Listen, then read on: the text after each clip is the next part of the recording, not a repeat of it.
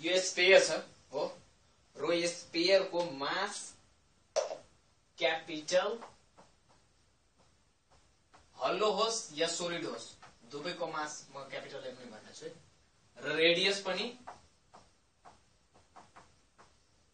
ठूलो आर हो यसको रेडियस हो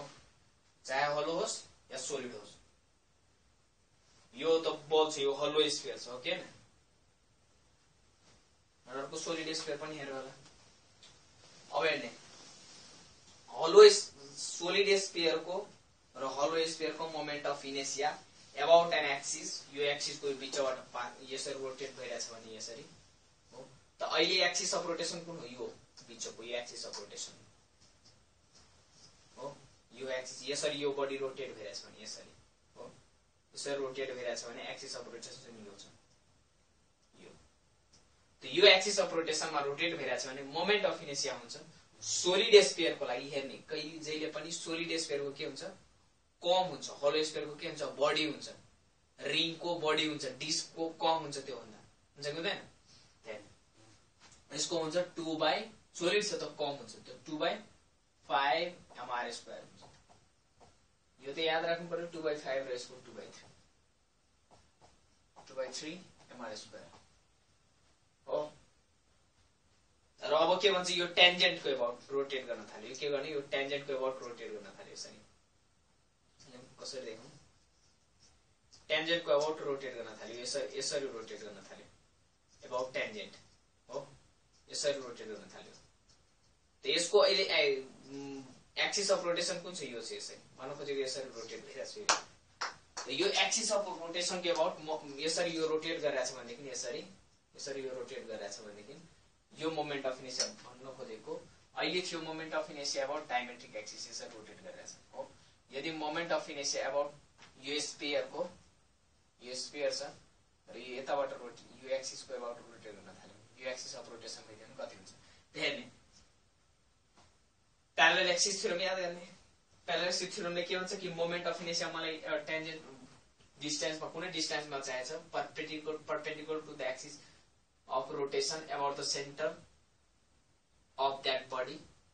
को मोमेन्ट अफ इनर्शिया कति छ त्यो पहिले फाइन्ड गर्ने त्यो यो एक्सिस को प्यारलल यो एक्सिस हो त त्यो प्यारलल एक्सिस को मोमेन्ट अफ इनर्शिया कति त्यो त प्यारलल एक्सिस थियो र त प्यारलल एक्सिस कसको फेरि फाइन्ड गर्ने जुन सेन्टरबाट पास भइरहेछ त्यसको मोमेन्ट अफ इनर्शिया कति त्यो हो 2 बाइ 3 mr स्क्वायर हो र त्यो प्लस मास इन्टु यहाँ यो सेन्टरमा जुन प्यारलल जुन सेन्टरबाट पास भइरहेछ प्यारलल एक्सिस त्यहाँदेखि यो जहाँ हामी फाइन्ड गरेछौं त्यसको डिस्टेन्स कति त्यो त equal to radius of the sphere छ कि छैन प्लस त्यसको स्क्वायर हुन्छ भने पहिले सेन्टरबाट पास हुने मोमेन्ट अफ इनर्शिया कति छ त्यो त 2 बाइ 5 mr स्क्वायर छ हो पहिले